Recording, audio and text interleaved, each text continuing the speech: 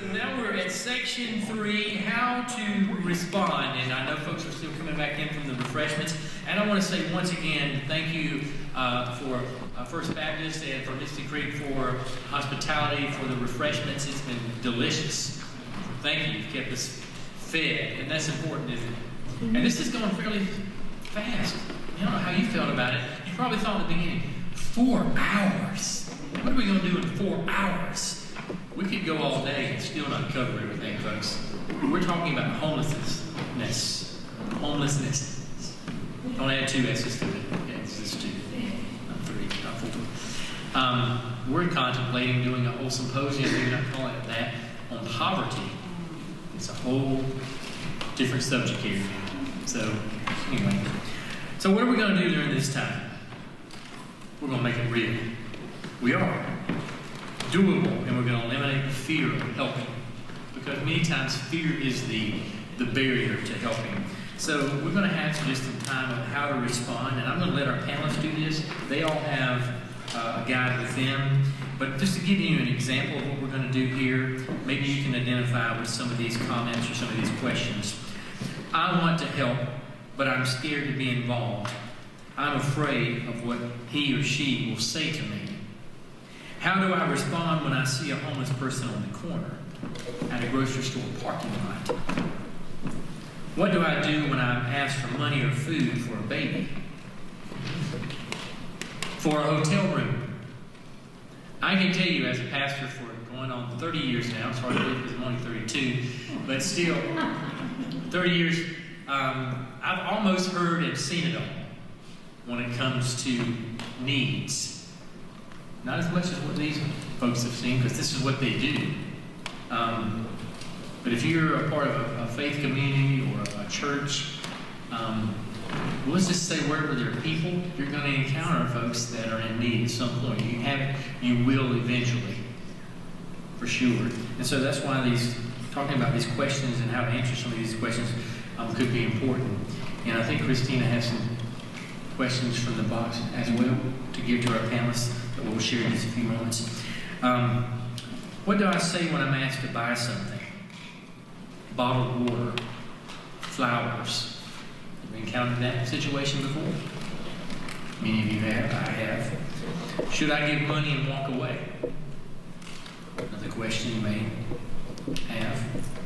And any other related questions that you want to ask, our panelists will address. We've got some cards that are going to be shared, the questions on those cards in just a few moments. And then when we get into section 2 of that, what do I do or say when I see someone is asking for help? Do I call 911? Do I send them to a shelter? If I do, where do I send them? Do I give them a blessing bag, which I'm going to talk about blessing bags in a little bit. So that's what we're going to do in the next several minutes. Okay? You guys want to address those questions I just read? Yes? Yeah, let me kind of start by rephrasing the question, and I think Officer Ortega alluded to earlier. Why do I have to wait for them to ask for help? Can I ask them? Can I ask them if I can help them? For example, I just came to my mind, last October there was a family that was living in the woods here in Santa Springs, and there was a 14-year-old girl and a 12-year-old boy living in the woods, like I said, with the drug addict mom and boyfriend. And when she was referred to me by a food pantry here in Santa Springs, and I realized that was a girl that had come through our after-school program years ago. And I asked her why, for 4 months, and she said people came by and saw us there, and they just kept driving or walking. Am I waiting for them to say, can you help me? So nobody asked them if they could help them. They just saw them there and kept on walking and driving. And they knew that they were leaving. They had like a small tent things that could be on the woods. And they saw them, but they didn't ask. And she's saying, yeah, people just kept ignoring us. And then when we got involved, then we were able to kind of help with that situation. But I just want to rephrase the question. We don't have to wait for them to ask. We can come. So, as a faith, I always pray for boldness. And when it comes to homelessness and when it comes to things like that, we should pray for boldness to come out and ask. First of all, I was saying yes. And I mean, some people come and just drop a sandwich and just leave and think that they are always hungry. And I mean, great. But if you ask, how can I help you? Is there anything I can do for you? Anything you need? I think it's a different story than just dropping something and just kept walking. But in that story, the girl, the 14-year-old, when I was sitting down with her, it's like people just ignore us, and they saw us there. They just kept walking. Another question was, what do I do if they ask for money? Do I just give them money? And the answer is, if you feel comfortable, you can give them money. I'm a Catholic. The Pope Francis has said it's okay to give them money, but the way of giving is as important as the gift, which means that look at them, give them the money, interact with them. Don't just give them the money, not even looking at them and going away. So Pope Francis has said that. The way of giving is as important as the gift. You should not simply drop the money into a cup and walk away. You should stop, acknowledge them, look in the eye, look them into the eyes, and just acknowledge them. And again, as I mentioned before, if you don't feel comfortable with the money because of the many misconceptions that you'll be helping them with their drug habit, which again, studies have showed that 94% of the money given to the homeless is used for the rightful things, food, clothing, hygiene, shelter. But for whatever reason, if you don't feel comfortable, you can give them gift cards. You can ask them, what are your needs? What do you need today? It could be toilet paper, it could be a toothbrush, it could be paste. So it's just, again, it's about paying attention and not assuming, not just giving them a sandwich, not just treating them like they don't exist, or just throwing them money and just going away. This could be us, it could be one of our kids one day, it could be a family member. It's not something that people are pretty much born into. Today we are blessed to have a roof over our heads. We're blessed to have our minds good, but I have met many people that are homeless that they were okay, and it all started when they had an injury on the job, they had a crash, and they took that first painkiller, and next thing you know, they developed an addiction, and now they're living on the streets because they lost everything, or because their family just turned their backs on them. So it could be us, it could be our kids, it could be any one of us. So just pay attention to their needs, and don't assume. And I'm going to say this again. I said it 4 or 5 times. Treat them with respect and dignity, and acknowledge them. When you pass by, as Mr. Lora said, this couple was there for months, and people just treated them as they were invisible. This past December, I heard on the radio a call of a park. Somebody called and said there's a woman and a child asking for money. They seem homeless. So I heard that on the radio. I called the officer. I got some more information. They were asking for money as they were trying to get to North Carolina. That's where their home was. I believe she had a job offer once she got there, but she couldn't make it there. So I always keep gift cards, because citizens give us gift cards, and I had one for $100. send it to her, and I also connected her to, it's a great organization in Sandy Springs. It's called Solidarity Sandy Springs, and they were able to help them for the night, gave them food, gave them shelter, and they were, thanks to the generous donation of the citizen that allowed us to give them the gift card and Solidarity's help, they were able to reach their destination where she had a job. So it's all about just paying attention and just listening, and not just assume that they're asking for money to continue their drug habit, because it's not always the case. My response to one of the questions is, what do you do or say when a person asks for help?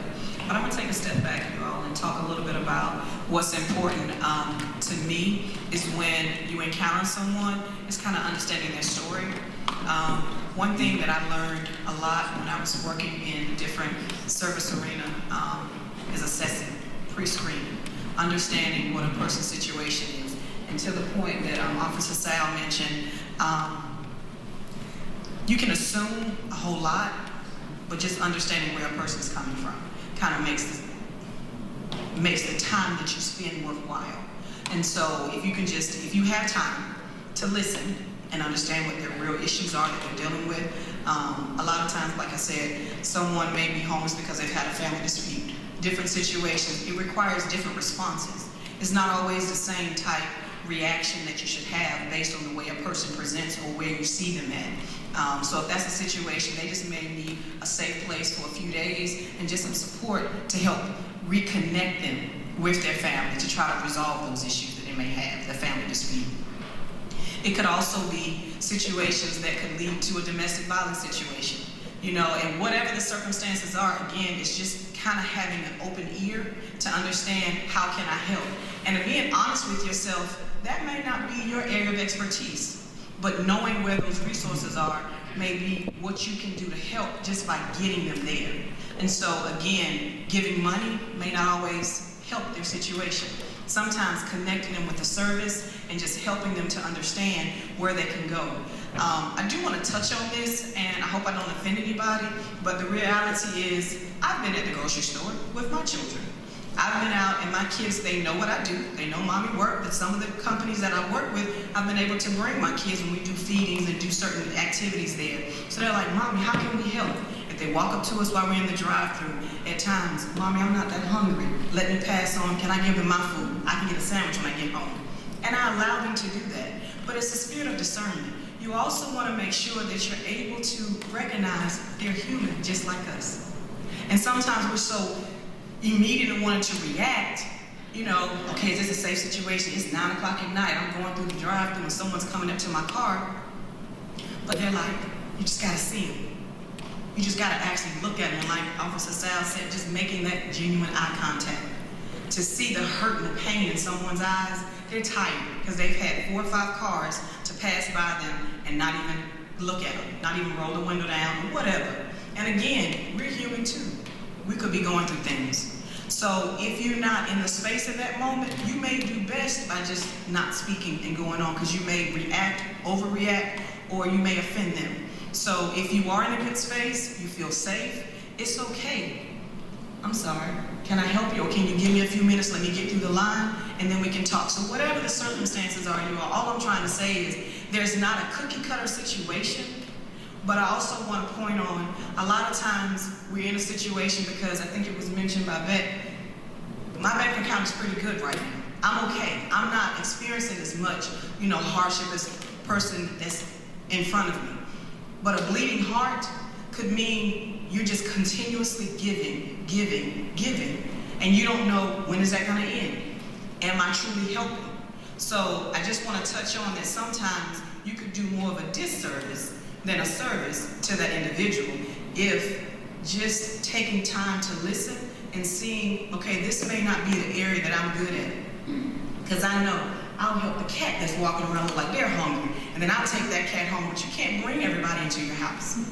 And so it's important, and I'm not comparing a human life to an animal, but I am making the analogy that you also have to make good judgment, because a lot of times you do want to help, And there's nothing wrong with that because we're human beings. We want to be kind and help others. But it's also, you have to be smart. If you're not in a situation that you're willing to accept or receive a long-term roommate or a long-term house guest, because a roommate means they're contributing, but that person may not be in a situation. They may be dealing with health issues that they're not able to. But their agencies, they're just looking for companions, and they can possibly match that individual with someone who's looking, but of course, they're gonna vet that individual, but they're gonna do, that agency has services and guidelines in place to help make sure it's a good, safe match. So just recognizing that there are a lot of different reasons why people find themselves in a situation where they don't have stable residence, but you also have to assess where you are and what you're able to do. And again, it's not always about finances. But if you know that you're gonna actually just wanna help, and a pat on the back and all of that, but that may not be what they need.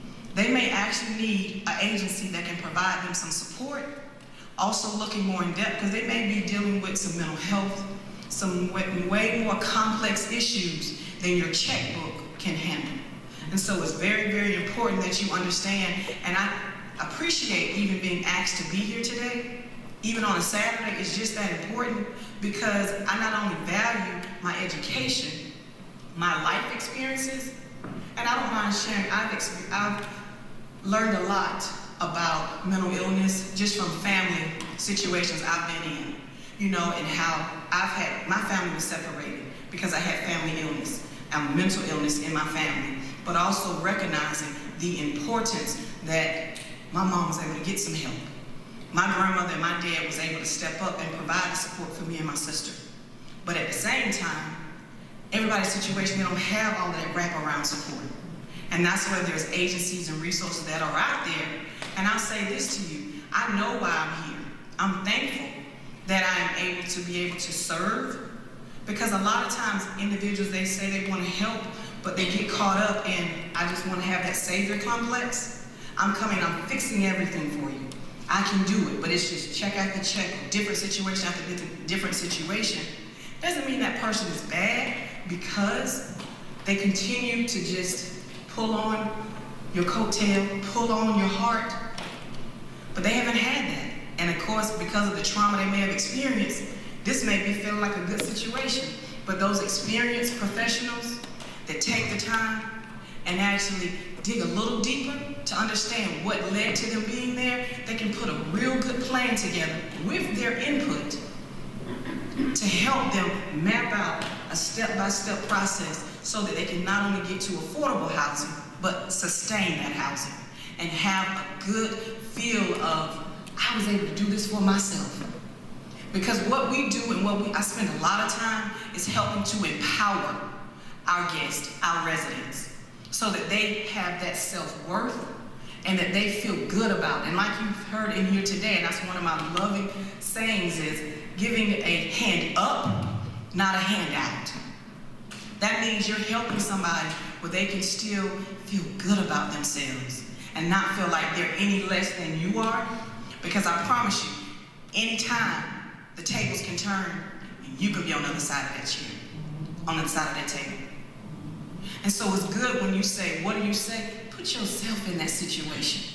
In your worst case scenario, again, Beck already mentioned, all the saints that left the building. That means it's just everyday people right now. With that being said, it's good to put in perspective, how would you want somebody to greet you when you were at your lowest point? And again, just take it from there. But thank you. Just a couple of things before we move into some questions from the audience that we have. So we said all this wonderful stuff, and now you guys are going to go out and you're going to be like, I'm going to love every person I see. And the first time you roll down the window, that guy's going to be like, bleep you, bleeper, bleeper. And you're going to be like, well, praise the Lord, buddy. I love you too, glory. But I mean, really, people are going to cuss you out like all the time.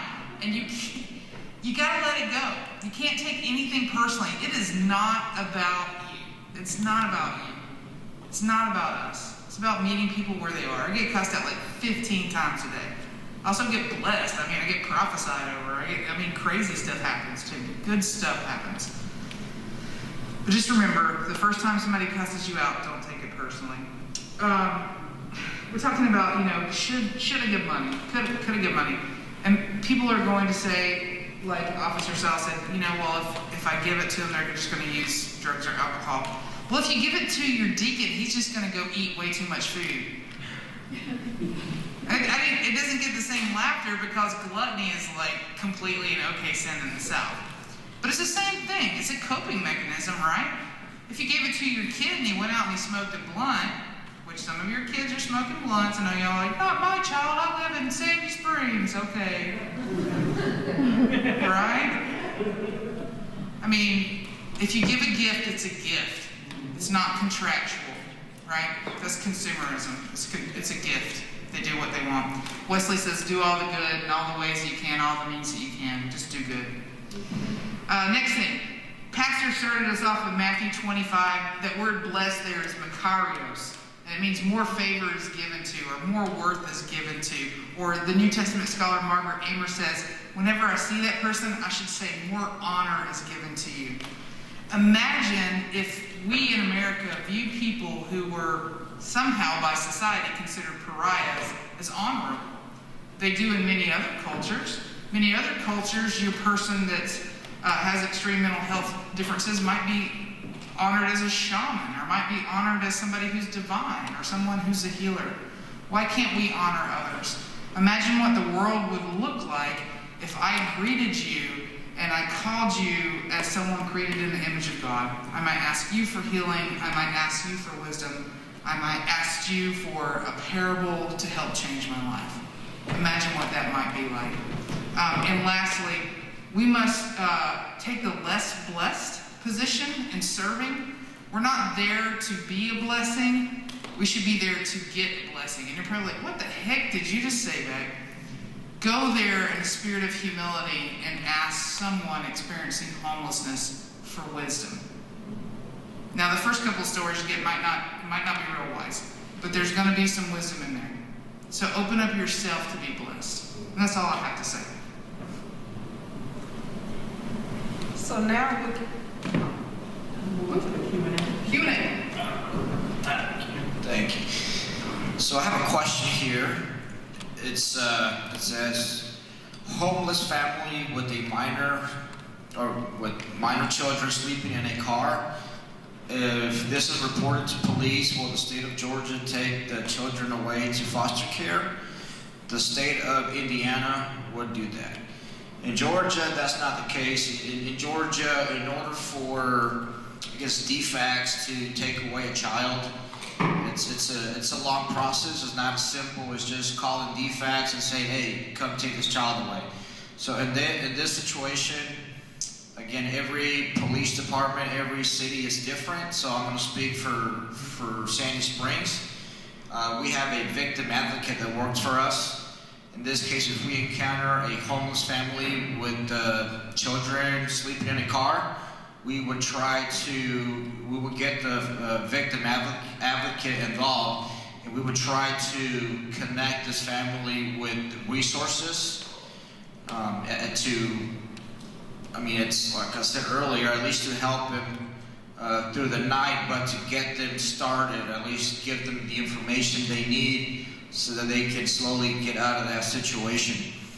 I say this over and over, and every chance I get, I refer people to Solidarity Sandy Springs. They're amazing. They help families, and Solidarity of Sandy Springs started as a result of the pandemic, how families started losing their income, their jobs, and they saw a need, and that's how they started as a food pantry out of a trunk of a car. And the generosity of the community started donating to Jennifer, the founder, and it became, now they're located inside a Publix, what used to be a Publix store at the Prado, and they continue to help families in need like the one described in this question.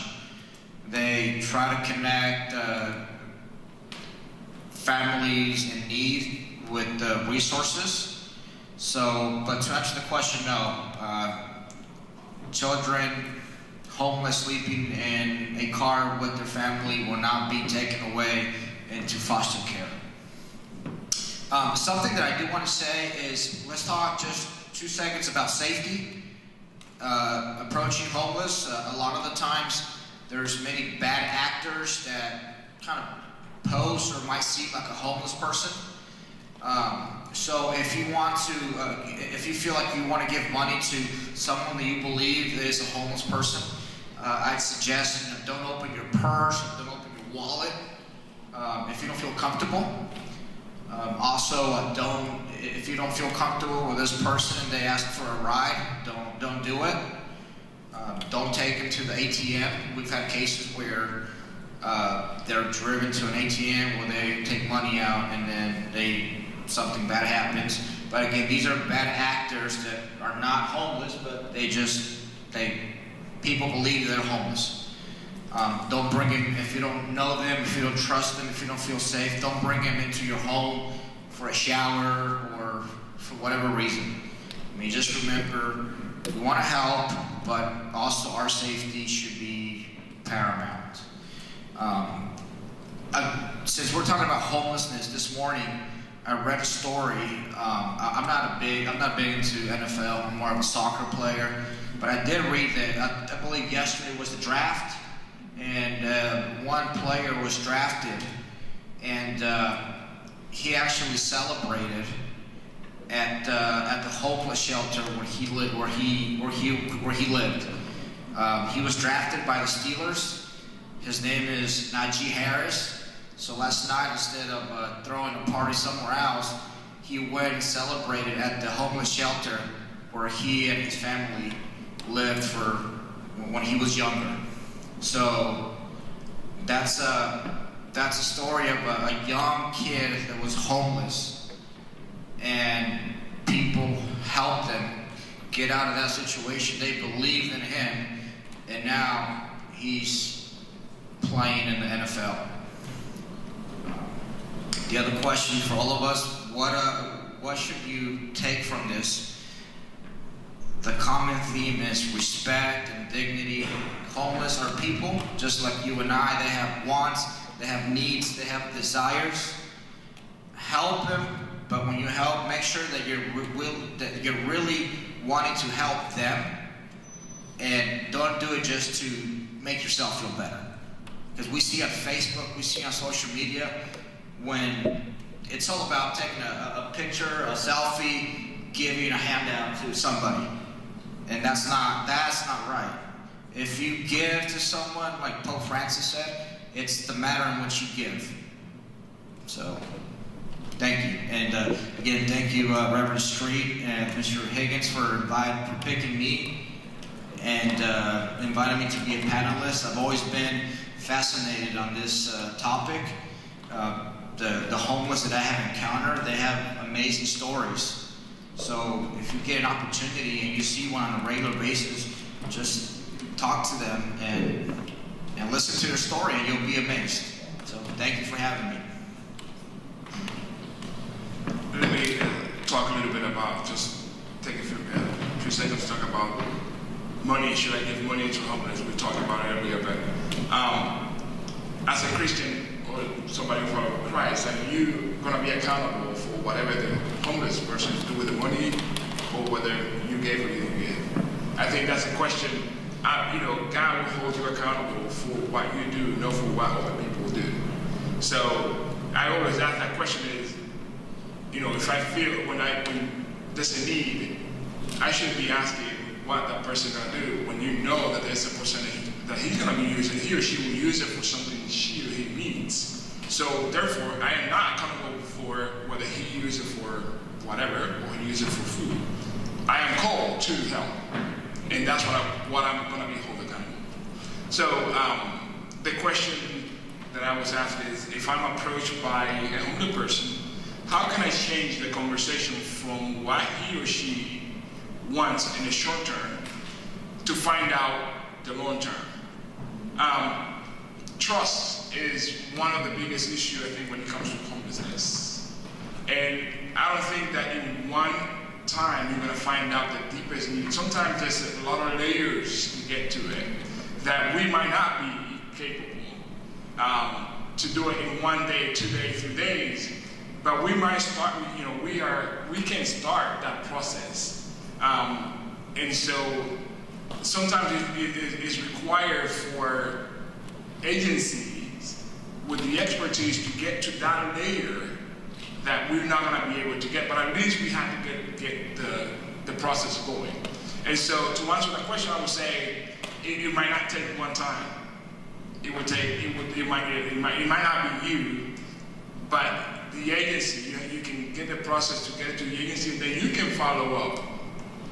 But it's a trust issue sometimes, and you have to get to that point where either in the agency or through the agency you can get to that deeper level conversation. So I wish I could say, when you meet him the first time, he or she will get to that level, but it might not. So that's the answer to that question. And then the other question is, what is one thing that we want for y'all to take away from this presentation? I think it's being willing and being open. And like I said, pray for boldness and for God to use you through one of the agencies of the needs that we have around in town. But I think that we are called to have an open heart and go out. And like everybody says, sometimes we're one paycheck away from being in that position. And we know people in our families and friends who are in that position, who are one paycheck away from being in that situation. So let's put ourselves in their shoes, and let's just follow what the Lord, like Jesus had told us to do, is to go out and serve. Okay, so I know it's about the money and the drugs, and pretty much we agree that if we decide to get money, it's their money, they can do as they wish with it, whatever, to get the things that they need. And a lot of people say the drugs, and that might be a topic for another conversation, addiction.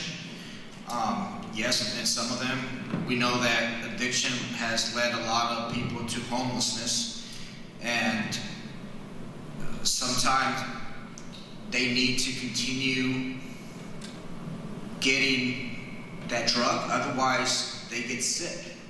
They go through terrible withdrawals for specific drugs, and I know maybe I shouldn't be saying this, but the reality is that it's a drug addiction is a pandemic that it's affecting all of us. So some of those homeless are going through that sometimes they continue to get high, not because they want to, but at that point they don't have the resources to go through rehab and get off. You can't just simply one day decide to get off of a particular drug, because you will get so sick that I have seen people commit suicide. And I've seen it, and it's because the pain is so bad that they continue, so they need that. But again, the studies show that 94% of the money that you get is used for the rightful purposes. So I just wanted to add that. So real quickly, I as well received some questions, and one I wanted to start with. The question was, how does someone with a disability get help with permanent housing? And so what's important to know, and I'll just speak specifically about City of Atlanta, and hopefully you all will be able to understand what's available within this immediate area. The City of Atlanta, they have a coordinated effort, so that means they have pretty much a stock pool of all of the resources that are in that area. Meaning if they have housing, emergency shelter, rapid rehousing, or permanent supportive housing vacancies. But to fill those vacancies, you have to go through that centralized coordinated entry. So that means when persons that need housing assistance, they would go to that location, complete what they call a housing assessment, And once that assessment is completed, there's a process in how they're able to match them with the current availability. And so I need you all to know back in 2015, that process shifted where people could go to just an agency that provided the type of service that you wanted or you thought would be a good fit for your particular need, or you knew somebody who needed it. No longer can they literally go to that agency and apply. It literally has to be through a referral pool going through coordinated entry.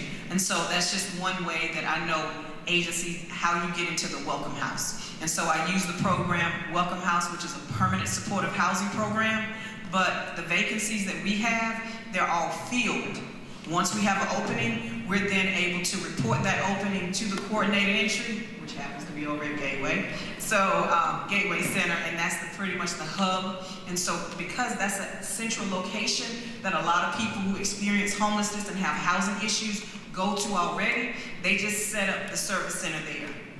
Of course, there was some modifications during COVID because they used to be at other different shelters like the Salvation Army and some other places that people came to where they got ID at. But because of COVID, they've also had like a telephone housing assessment time period, and then you can come in on a certain day of the week, which for a city of Atlanta is Wednesday, and you can get an update on where you are with getting matched and connected to housing. So that's how persons get into and access Welcome Housing. I'll move. Go ahead.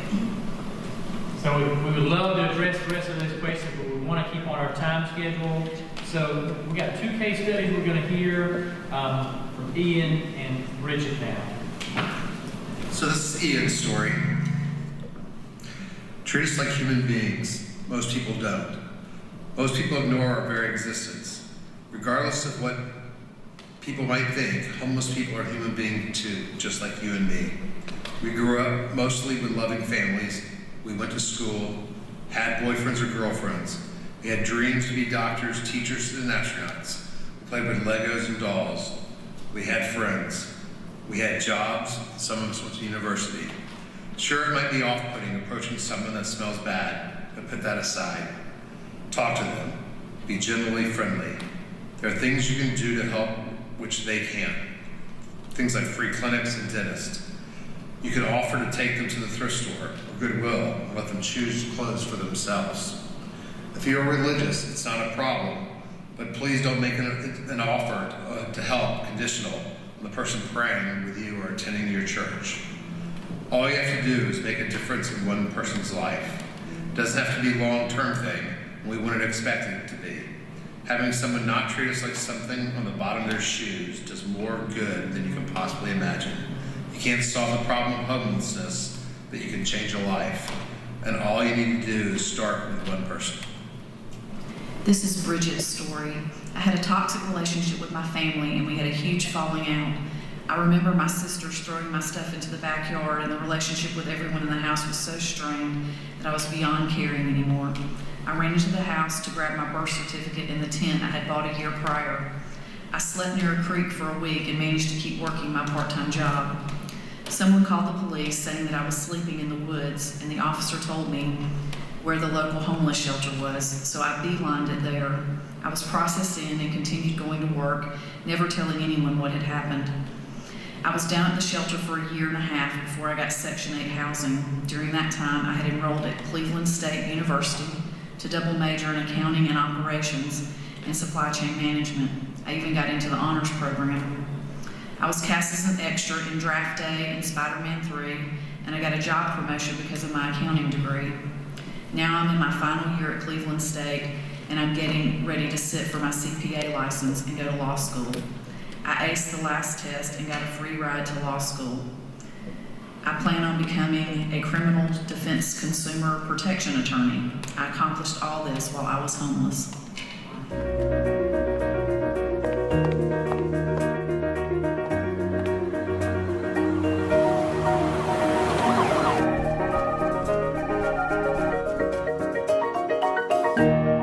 I'd like to thank you all for coming.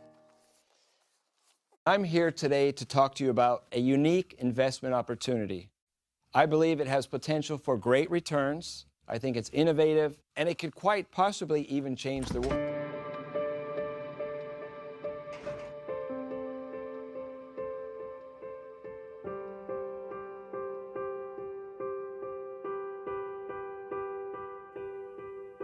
This is your investment opportunity. A homeless guy is my investment opportunity? That's exactly right. This is Will. We're spending $35,000 per year to simply leave Will and other people like Will on the streets. There's a program and a service in downtown Los Angeles, Skid Row, known as Weingart. And what the program stresses is getting clients off the streets and into a job. Well, what happens once we place a person into a job? We reduce the cost of law enforcement, welfare, food stamps. They spend money in their community. They support local business. They pay taxes. You might be surprised to find out that I'm actually living proof that the Weingart program works. Believe it or not, I used to be a homeless heroin addict. I spent 11 months at the Weingart Center and I completely turned my life around. Today I'm married, I have an adopted son, I'm a homeowner, and I also have a business. I employ 5 people and I've been running that business for over 10 years. So you can see investing in someone like Will, who then becomes me, is a great investment in not only our community, but society as a whole. Last year alone, the Weingart helped place nearly 1,000 people into jobs. Imagine the ripple effect that that's having out in our community. So what I'm proposing today is that we not ask for charity, we don't ask for a handout, we're not asking for a donation. I'm asking you to invest. Good morning. I'm honored to share Brian's story. My view of homelessness was a very ignorant one for most of my life, until I became homeless. I thought that being homeless meant that you were lazy, drunk, high, or both, and had no motivation or drive to get out of the hole that you had put yourself in. Then I became homeless and realized how much more was involved, how much hurt and pain contributed to it, and how desperate the need was to escape that hurt and pain. It was a very difficult reality to accept that I had turned into a lot of the things that I had thought about a homeless person, specifically having no motivation to get out of the dark place I'd fallen into. I was truly hopeless. I was living out of my car thinking that it was the final step to turn into that perfect stereotype of the lazy, addicted, worthless, homeless failure of a human being. After my car got towed and I had no other option at all, I walked to the Union Gospel Mission. This place has changed my entire perception of both homelessness and Christianity. I used to call myself an agnostic and think Christians were hypocrites. Now I am a believer and I see what real Christians are like. I've experienced how much a homeless person can struggle with. We're not all addicts and convicts. Anyone can end up like me, and the perception of homelessness, like the one I had, can make it even harder for someone to get back on their feet. So if you see someone who is struggling, please don't immediately judge us and write us off. You don't have to give us money. All we may need is some food or water, a kind word or two, or even just acknowledge that we are a human being, not a piece of trash.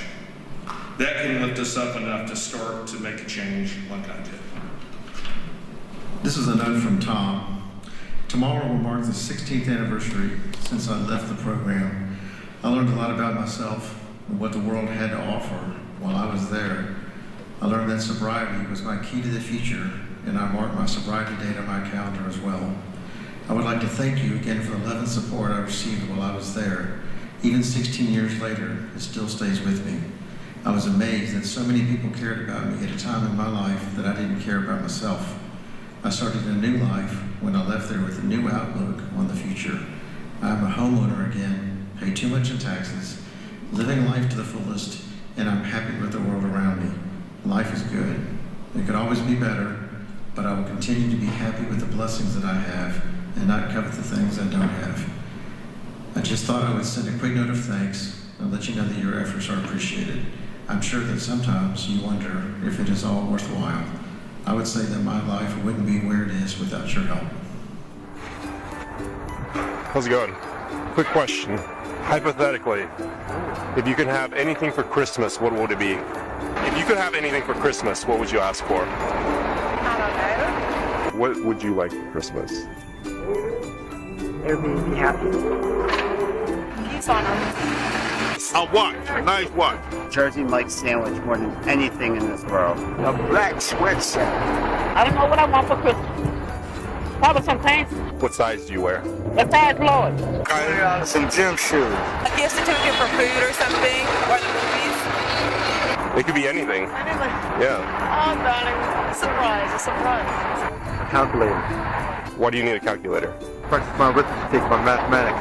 Keep track of my budgeting. You guys like Starbucks? We like Starbucks, Burger. Okay, we can do a burger. I want a Frosted Flake. Oh, Frosted Flakes, the cereal? Cereal. Yes. Okay, I'll try to see what I can do. Alright. I'll be back. Stay here, all right? Don't go anywhere. Oh, real? That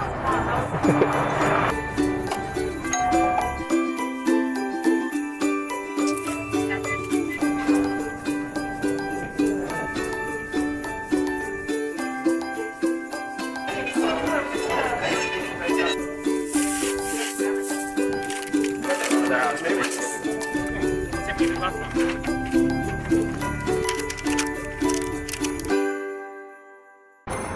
Hi. Hi. Do you remember me? Yeah. What did you say you wanted for Christmas again? A jacket and some pants. All right. I got it for you. Here you go, guys. Merry Christmas. And I also got you gift cards, too. Yay. Yay. What is that? Yeah. Call it the Holy Ghost dance. It's like a celebration. Merry Christmas. Merry Christmas. Yeah, open it. Please. That's cool. This one is for you. I know you said you wanted a calculator, but I got you something extra too. You said you wanted a surprise, but I got you a few surprises. Thank you very much. That's fun. Thank you very much, my daughter. Thank you. Here you go. All right, thank you. Merry Christmas. Well, thank you. Thank you. Merry Christmas. Oh, Here you go. Is that it? Merry Christmas. Hey, thank you. 2 Jersey Mike subs. Oh my God. Merry Christmas. Thank you. When's the last time you had that? I don't even know. It's been ages. Ages. William, I'm sorry, Will. Oh, thank you, man. Thank you for this. Sure, no problem. Thank you. Hey, thank you very much. Thank you. You don't remember me? Oh, yeah, I do. Here you go. This is also movie tickets, and then this is just a $25 gift card for food in the future. Are you serious? Merry Christmas. Have a good one. Happy holidays. Oh, how nice. Isn't he gorgeous? Look at this.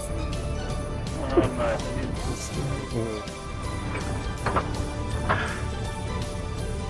Oh my God. Thanks, man. Thanks. I appreciate it, brother. I appreciate it. I got one. Thank you. Merry Christmas. Merry Christmas to you. I hope that everything be all right with you, sir. This is a good blessing. I appreciate it very much. You know what? I didn't think y'all was going to do it, but you know what? I had a good feeling about you when you walked up on us and you said, what y'all want? I appreciate this from my heart, man. This is from my heart, man. Great. I appreciate you. All right? Great. Thank you, sir.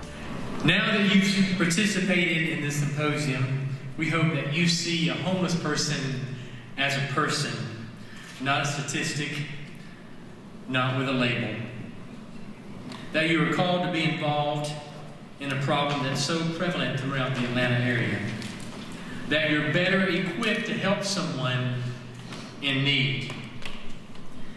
I want to mention a few takeaways for you, and most of these can be found in the foyer in the lobby area. First of all, you may have heard us mention the SAC Lunch Brigade or the Community Lunch Brigade. That's something that was started by Misty Creek Community Church. It's something very small that ended up being something huge. It now involves an entire community along with First Baptist Church of Sandy Springs. And since March of 2020, over 120,000 lunches have been made. And I want to tell you a little bit about that. These lunches are made by people in their homes, and they are brought every Saturday right here to this campus, here, First Baptist Church in the parking lot, the lower parking lot, and you bring your lunches, and we load the lunches and we deliver them to 8 different shelters in the Atlanta area. And so what we'd like for you to do is, before you leave today, pick up a handful of these little cards. On one side it's got information, and on the other side it says Feeding Thousands. Take some of these, it gives you information on how to participate. Pass it out to folks. The lunches are simple, but they go a long ways. It's a bag like this that you can decorate. This one says, "You are loved." People put scripture, people do hand-drawn things, they get their kids involved, their grandchildren involved. It's a great project to do for service projects. If you need community hours for your kids, it's a great thing. So it's a generous PB&J sandwich, and this is generous. It's actually got some weight to it. That's my kind of PB&J sandwich right there.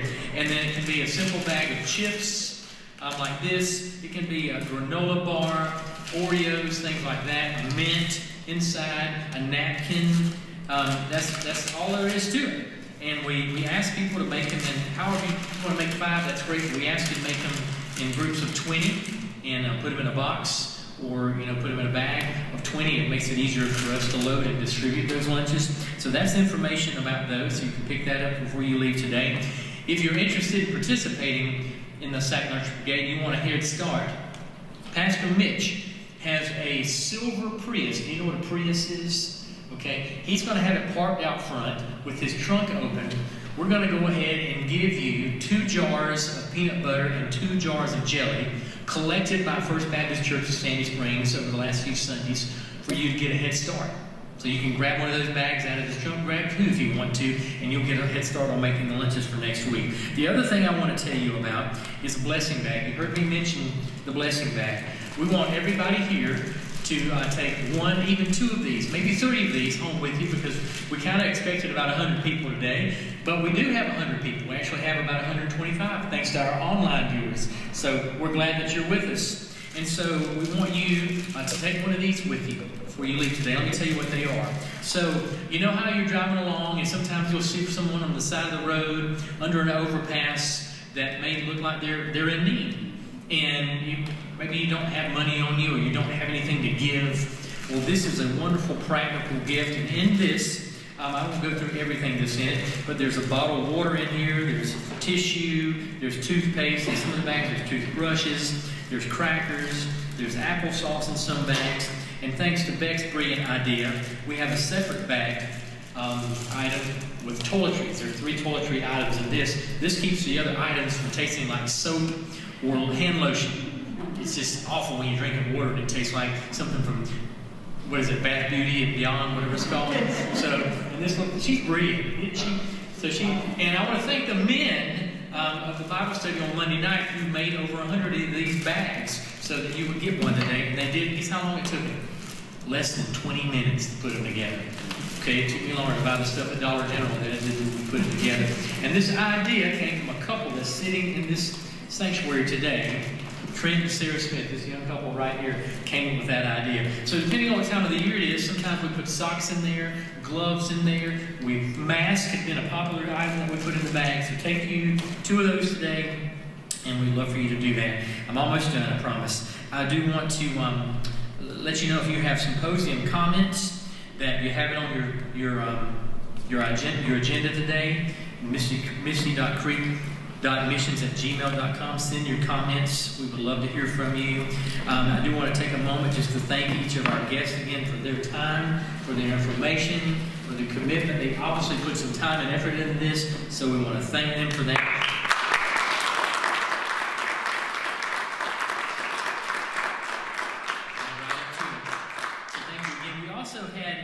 Today, she's already gone, I believe. We had Tracy from the Elizabeth Foundation. She's the lady that had the question back here earlier today. She actually delivers on every Sunday. She delivers to the homeless encampments, and she takes some of these items with her and a variety of other things, and she has an amazing ministry. So check her out on Facebook. It's the Elizabeth Foundation. You can like her on Facebook and find out more about the ministries that she's part of. We also had in our presence today the brand new Chief Executive Officer of the Community Assistance Center, Francis Hurton was here today. He had on the red shirt. He had to leave a little bit early, but it was great seeing him and connecting with him, so we're thankful. We're thankful that all of you were here today. There may be other agencies and organizations that were here. We certainly appreciate you and your time. So we've learned a lot. It's been a fantastic day. We could keep going and going and going, but we do want to get you out of here like we said. So I'm going to have Pastor Mitch, if he would come forward, and I want to thank him and First Baptist Church for hosting. I want to thank our sound and video team. A lot of work went into this. I want to thank Sherry and Lex sitting out here. All those slides and everything that you saw, they formatted and put together. And then Bruce and his team back there, they put everything together where it could be live streamed, could be up on the monitors. Folks, that doesn't just happen like that. It's a lot of input and a lot of work that's involved in that. And the information that our panelists sent to us, we appreciate the time they took. They were very busy, but you can see this is a priority to them. So thank you for being present. So there's so many other things I could say, but I'm going to have Mitch come up here now and close this out in prayer. So before we pray, would you just take a moment and look around the room? I invite you to stand as you do that. That way you're ready to move and ready to leave. I just want you to look around. You were here because you chose to be, but you were here by divine appointment. God wasted nothing. And so I'm grateful to God for Him putting this on my calendar before the foundation of the world. That's how long it's been on your calendar and on mine. And that's the kind of God that we serve. So, Father, thank you for your watch care over us today. Thank you for each of these experts, their passion, their heart, their transparency, so many things that you brought to the table today, Lord. Father, thank you for all that helped set this up. Pastor Steve did a great job in telling us who did what. But at the end of the day, God, at the end of the day, this is just about doing what you ask us to do. You ask us to go. You ask us to tell. You ask us to reach people, teach people, baptize people. It's just what you asked us to do. And you asked us to do this in love. And that's what we've heard over and over again today. Respect, dignity, grace, mercy, whatever word we want to apply. It's all under your umbrella. And so, Father, for the Christ followers in the room, I thank you. For those that may not know Jesus in the room, I thank you. It's not a prerequisite to care about others. It just helps. Thank you for this time. Thank you for tomorrow and the next day and the next day, because surely as we're standing here, you are going to now put people in our path. This was not wasted time. I know you. You're going to put people in my path and our paths. So, Father, thank you in advance for our reaction, for our listening before we speak, for our eye contact instead of looking away, for the resources that you're going to give us to share with others. We love you, Lord. We thank you for all that you've done and all that you're going to do. And I pray this in the name of Jesus. Amen. Thank you all.